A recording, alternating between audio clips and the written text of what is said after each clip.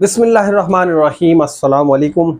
आज की वीडियो में आप लोगों के सबसे ज़्यादा पूछे जाने वाले सवाल का जवाब देने वाला हूँ। बहुत सारे दोस्त जो कि सऊदीया में रहते हैं और ये पूछना चाहते हैं, या जो पाकिस्तान में भी रहते हैं, वो ये पूछना चाहते हैं कि क्या हमें 3 महीने यानी कि 90 डेज़ का वीज़ा मिलेगा या नहीं मिलेगा, क्या वो वीज़ा बंद है और अगर मिल रहा है तो किन शराइत पर मिल रहा है। इन तमाम क्वेश्चंस के आंसर्स आपको आज की वीडियो में मिल जाएंगे। वीडियो को तहम्मुल से देखिएगा, समझ कर देखिएगा। कोई सवाल हो तो कमेंट बॉक्स में ज़रूर पूछिएगा। तो आइए अब हम चलते हैं अपनी वीडियो की तरफ। सबसे पहली बात ये समझ लीजिए कि जो 90 डेज़ यानी कि 3 महीने का वीज़ा है वो बंद नहीं हुआ है और मिल भी नहीं रहा है। यहाँ पर देखें, दोनों चीज़ें आपके सामने रख रहा हूँ कि सऊदीया ने उसे बंद करने की कोई अनाउंसमेंट नहीं की है और वो अभी इशू भी नहीं हो रहे हैं। उसके पीछे बहुत सारे मल्टीपल रीजंस हैं। मैं अभी आपको जब बताऊंगा तो फिर आप लोगों को पता चलेगा कि सऊदीया ने आखिर पाकिस्तानियों के साथ ये वाला सलूक क्यों किया हुआ है। और जो दोस्त ये पूछ रहे हैं कि क्या हम अपनी फैमिली को बुला सकते हैं, हम इकामा होल्डर हैं, बिल्कुल बुला सकते हैं। आप वीज़ा अप्लाई करें, जैसे ही ये वाले वीज़ा ओपन होंगे, ओपन का मतलब है इशू होना शुरू होंगे, तो आप लोगों को ये वीज़ा जो है मिल जाएंगे। लेकिन अभी कोई स्पेसिफिक डेट नहीं बताई जा रही कि किस डेट में आपको वीज़ा मिल सकते हैं, किस डेट में नहीं मिल सकते हैं और आपका वीज़ा कब आएगा। अगर आप अभी अप्लाई करते हैं तो कब आएगा, क्योंकि अगर अभी मैं आप लोगों को बता रहा हूँ कि ठीक है आप अप्लाई करते हैं, तो बहुत सारे दोस्त कमेंट में पूछना शुरू हो जाएंगे कि हमने तो वीज़ा अप्लाई किया है आपके कहने पे, लेकिन अभी 2 हफ्ते हो गए, 3 हफ्ते हो गए, हमारा वीज़ा नहीं आया। तो वीज़ा ना आने की वजह मैं आप लोगों को यही बता रहा हूँ, जिन लोगों ने ऑलरेडी अप्लाई किए हुए हैं और जिनका वीज़ा नहीं आया है, वो यही है कि भाई वीज़ा तो ओपन है लेकिन अभी इशू नहीं हो रहे। उसके पीछे मल्टीपल रीजन है। सबसे बड़ी वजह यह है कि भाई बहुत सारी कंपनीज ने क्या किया कि अपने लोगों को, यानी कि अपने लोगों का मतलब पाकिस्तानियों को या जो इकामा होल्डर है उनको ये वीज़े अप्लाई करके देना शुरू कर दिए। अब वहाँ पर कुछ वायलेशंस नज़र आई हैं सऊदीया की जो वजारत हज उम्रा है उसे। अब उन्होंने क्या किया कि उन कंपनीज को ब्लॉक कर दिया, बंद कर दिया, सील कर दिया। आप ये समझ लीजिए आसान लफ्ज़ों में। हुआ ये कि उन्हें कहा कि भाई आप जो 3 महीने के वीज़ा हैं वो आप लोगों को इशू करवाएं। और कितने वीज़ा इशू करवाने हैं, उन्होंने कहा कि भाई इतने % जो है आपने वीज़ा इशू करवाना है। तो इतने % वीज़ा इशू, एक परसेंटेज दे दी कि भाई 30% या 25% आप ये वाला वीज़ा इसमें रखेंगे। तो वो जो कोटा था उससे एक तो एक्सीड हो गया, धड़ाधड़ वीज़े जो है अप्लाई करना शुरू हो गए। और उसके पीछे हुआ ये कि जब इतने सारे वीज़ा अप्लाई किए तो उन्हें नज़र आया कि भाई ये जो हमारी पॉलिसी है उसकी वायलेशन हो रही है। तो वायलेशन होने की वजह से उन कंपनीज़ को बंद कर दिया गया। तकरीबन कोई 30 के करीब कंपनीज ऐसी हैं जिन्होंने जो है ना नुसुख किया, इन तमाम चीज़ों की वायलेशन की, उन्हें बंद कर दिया गया। मल्टीपल वीडियोस में आप लोगों को बताता रहता हूँ ताकि आप लोगों को पता हो। 90% आईडीज़ जो वर्चुअल थी वो भी ब्लॉक कर दी गई हैं।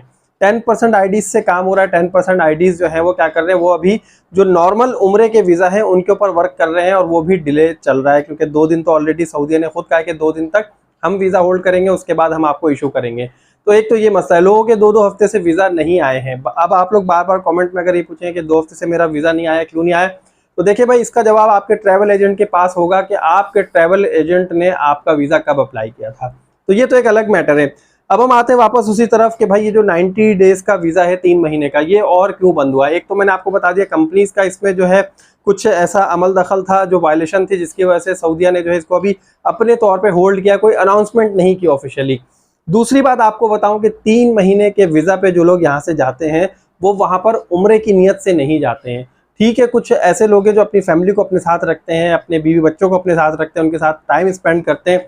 लेकिन बहुत सारे ऐसे लोग भी मौजूद हैं हमारे पाकिस्तान में कि जो 3 महीने का वीज़ा लेकर जाते तो है। किसी ने अपने भाई को बुला लिया, एक भाई तो ऑलरेडी वहाँ पर जॉब कर रहा होता है, दूसरा भाई जो है वहाँ जाकर दिहाड़ियाँ लगा रहा होता है।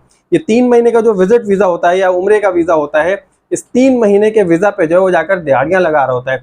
दिहाड़ी किस सेंस में लगा रहा होता है, किसी भी तरह से वो अपने भाई की हेल्प कर रहा होता है, किसी काम में उसको जो है वहाँ पे डेली वेजेस पे वो रखवा लेता है और वो जो है काम करवा रहा होता है कि भाई हमारे पास इतने इतने लोग हैं, मल्टीपल हमारे पास लेबर है, इस तरह है, हम ये काम ले लेंगे, कर लेंगे। ये जो है हमने लेबर हायर किया था 2 दिन के लिए, 10 दिन के लिए, वो इस तरह के काम करके जो है लोगों को पेमेंट कर देते हैं। एक तो ये।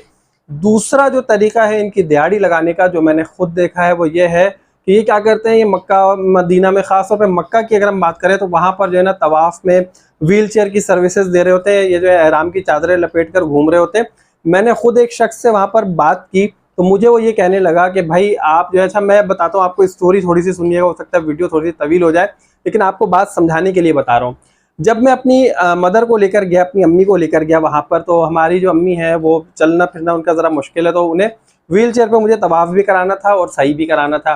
तो मैं जब जाने लगा तो जिस तरह से हमारी वालदा आहिस्ता आहिस्ता चल रही थी, तो एक शख्स जो है व्हील चेयर लेकर आया और उससे मुझसे पूछा कि आपको व्हील चेयर चाहिए? मैंने कहा जी बिल्कुल चाहिए। मैं ये समझा कि शायद यहाँ पर ये खिदमत खल्क कर रहे हैं, फौरी तौर पे जो इस तरह के लोग होते हैं उन्हें लाकर व्हील चेयर दे देते हैं। तो उससे मुझसे कहा कि ठीक है वालदा को बिठा दे। मैंने कहा यार अगर आप ये मुझे दे दें, मैं खुद चाह रहा हूँ कि अपनी वालदा को खुद से उम्रा कराऊँ। लेकिन उस शख्स ने मुझसे ये कहा कि आप मुझे क्या देंगे? तो मैंने कहा क्या देंगे, क्या मतलब है आपका? मतलब यहाँ पे कुछ ऐसा सीन है कि आपको पैसे पे करने होंगे?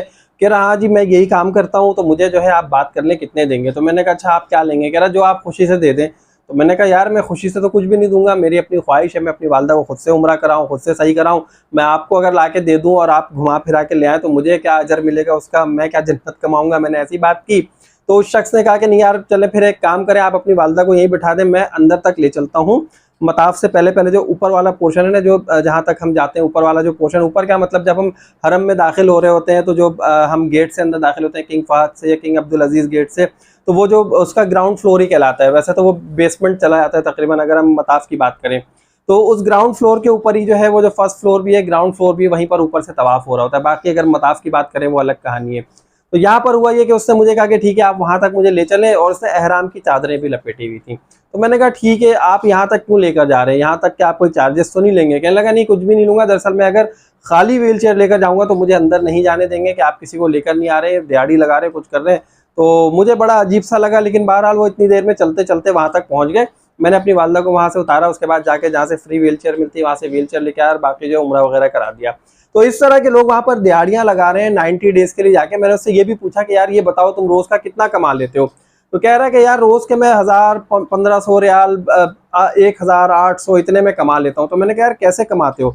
उसने कहा कि मैं सुबह जो है फजर पढ़ता हूँ यहीं पे, और फजर पढ़ने के बाद व्हील चेयर लेके घूमता रहता हूँ, घूमता रहता हूँ, घूमता रहता हूँ। मुझे लोग मिलते हैं, अगर मैंने 100 या 50 रियाल या 150 रियाल में किसी को अगर इस तरह उम्रा करा दिया, और मैंने अगर 10 लोगों को भी करा दिया 150 रियाल के हिसाब से, तो 1500 रियाल तो उसके वैसे ही बन गए पर डे के। अब इस हिसाब से आप उसका जो कैलकुलेशन निकलती है वो कितनी निकलती है, आप ये सोचें कि पूरे साल का जो है वो 3 महीने में कमा कर आ जाता है। तो ये अकामा होल्डर की जो मस्तियां हैं ना, इन मस्तियों की वजह से 90 डेज का वीज़ा जो है उन्होंने अभी बंद कर दिया है टेम्पररी तौर पर। ठीक है अनाउंसमेंट नहीं की, लेकिन वो खुद से नहीं दे रहे इन तमाम चीज़ों को देखते हुए। तो ये तमाम बदमाशियां करने के बाद भी अगर पाकिस्तानी यही सोचे कि हमें 3 महीने का वीज़ा मिल जाए, क्यों नहीं मिल रहा है, हम अपनी फैमिली को बुलाना चाह रहे हैं, भाई को बुलाना चाह रहे हैं, अब्बा को बुलाना चाह रहे हैं, तो भाइयों आप लोग वहाँ पे जो लोग रहते हो थोड़ी सी शर्म करो। और शर्म करने के साथ साथ ये सोचो कि आप लोगों की इन सब हरकतों की वजह से ये जो पाकिस्तानी जो ऑथेंटिक उम्रा करने जा रहे हैं, जो सिर्फ उम्रा करने जा रहे हैं, उन लोगों के लिए परेशानियां हो गई हैं। तो अगर आप लोग चाहते हो कि मजीद परेशानी से बचे, तो भाई ये सारी मस्तियां बदमाशियां खत्म करो, ताकि जो पाकिस्तानी पीछे अपने दिल में ख्वाहिश लिए बैठे ना बैतुल्ला जाने की, मदीना शरीफ जाने की, उनकी ये ख्वाहिशात पूरी हो सकें। आप लोग अपनी दिहाड़ियों के पीछे इन लोगों का, पूरे पाकिस्तानियों का बेड़ा गर्क कर दिया है। दूसरे वो लोग 3 महीने के लिए जाके वहां पर भीख मांग रहे होते हैं, और भीख भी कैसे मांगते हैं, आपके साथ जो है ना वो मताफ में तवाफ करते हुए आएंगे, बताएंगे मेरे साथ मेरी अम्मा है, मेरी बहन है, मेरे भाई है, मेरे वालिद साहब है, चल नहीं सकते, हमारे सारे रियाल गिर गए, मेरी जेब कट गई, मेरे पैसे यहाँ गिर गए, ये हो गया वो हो गया, आप मुझे 100 रियाल दे दे, 200 दे दे, जितनी मदद कर सकते हैं कर दे, मैं जद्दा जाना चाहता हूँ, मेरी कल की फ्लाइट है, आप अल्लाह के वास्ते मदद कर दें, सदका देते हैं, ज़कात दे दें, खैरात दे दें। फिर जब आप उससे कहेंगे यार तुम मांग क्यों रहे हो, अल्लाह से मांगो, यहाँ पे तो मांगना जुर्म है, तो वहां से फौरन रफू चक्कर हो जाते हैं। कई खवातीन को मैंने देखा गोद में बच्चे लटका कर जो है ना घूम रही होती, कहाँ पर, कबूतर चौक के आसपास, ये जो रास्ता है ना जाने का हाजियों का, यहाँ पर घूम रही होती हैं, और यहाँ पे घूमते घूमते आपके पास आएंगी, कहेंगी सदका ज़कात दे दो, और जैसे आप उनसे कहेंगे हम अभी शुरते को बुलाते, तो आप यकीन करें किसी रॉकेट से ज़्यादा तेज़ जो है ना भागती और गलियों में गुम हो जाती हैं, क्योंकि वहाँ पर हाथापाई का रिवाज नहीं है, आप किसी को पकड़ नहीं सकते, जदोकोब नहीं कर सकते। वरना यकीन करें अभी तक जो है ना कोई 20 ऐसी खवातीन को बच्चों समेत मैं वहाँ पे पकड़वा चुका होता, और कोई 20 मर्दों को जो है ना मैं वहाँ पकड़ के शुरतों के हवाले कर चुका होता। वहाँ पर अगर थोड़ा सा पाकिस्तान वाला माहौल होता ना, थोड़ा सा ये वाला हाथापाई का, तो अभी तक कितने लोग जो है ना वहाँ में पाकिस्तानी लोग थे जो उर्दू बोल रहे थे, पंजाब साइड के थे यार, मैं ये नहीं कह रहा कि पंजाब साइड के लोग हैं तो यहाँ पर कोई तासुब की बात कर रहा हूँ, मैं उनकी लैंग्वेज की बात कर रहा हूँ, उनके लहजे की बात कर रहा हूँ। वहाँ के लोग ज़्यादातर जाके ये काम कर रहे हैं। मैंने कराची और इस्लामाबाद का या कोई ऐसा बंदा नहीं देखा, कोई ऐसी पर्सनैलिटी का बंदा जिसने जो ऐसे काम किए हों। अच्छे लोग ऐसे काम नहीं कर रहे हैं। ये जो छोटे छोटे जगहों के लोग हैं ना रहने वाले, छोटी जगहों का मतलब ये कि आप बुरा नहीं मानिएगा, कि भाई हमारे इलाके को छोटा कह रहे हैं, सिर्फ मैं उनकी हरकतों की वजह से बता रहा हूँ। तो जो 90 डेज का उम्रे का वीजा बंद हुआ है उसकी वजह यही है, फैमिली विजिट वीजा बंद होने की वजह यही है। ये कब खुलेगा कुछ भी नहीं पता, इसके लिए क्या शराइत है अभी कुछ भी नहीं पता। सऊदीया की मर्जी जब खुले, पाकिस्तानियों को जब रिलीफ दे उसकी मर्जी, उसकी सवाबदीद पर है। ये तमाम बातें मैंने आप लोगों के सामने रख दी हैं। इसके अलावा भी बहुत सारे रीजंस हैं, अगर मैं बताता रहूंगा तो बहुत ज्यादा टाइम लग जाएगा। सिर्फ और सिर्फ आप लोगों को इन्फॉर्मेशन देने का मकसद यही है कि जो हमारे पाकिस्तानियों की हरकतों की वजह से जो कुछ अभी हो रहा है ना, यकीन करें मुझे शदीद गुस्सा भी आता है सब कुछ देख के, तकलीफ भी होती, दुख भी होता है कि कितने लोग हैं जो हरम जाने की ख्वाहिश दिल में लिए दुनिया से जा चुके हैं, कितने बीमार अभी हैं जो चाहते हैं कि किसी तरह हम जो है आखिरी लम्हात वहां गुजार लें, वहां से एक बार होकर आ जाएं। लेकिन इन्हीं लोगों की हरकतों की वजह से जो हमारे अपने हैं, भिखारी हैं, वहां पे जाके मांगते हैं, वहां पे दिहाड़ियां लगाते हैं, उनकी वजह से सारा काम खराब हुआ है। अगर आपको वीडियो अच्छी लगी, मेरी बात समझ में आ गई तो लाइक जरूर कीजिएगा, चैनल को सब्सक्राइब कर लीजिएगा और नेक्स्ट वीडियो तक के लिए मुझे इजाजत दीजिए भाई बहनों, अल्लाह हाफिज।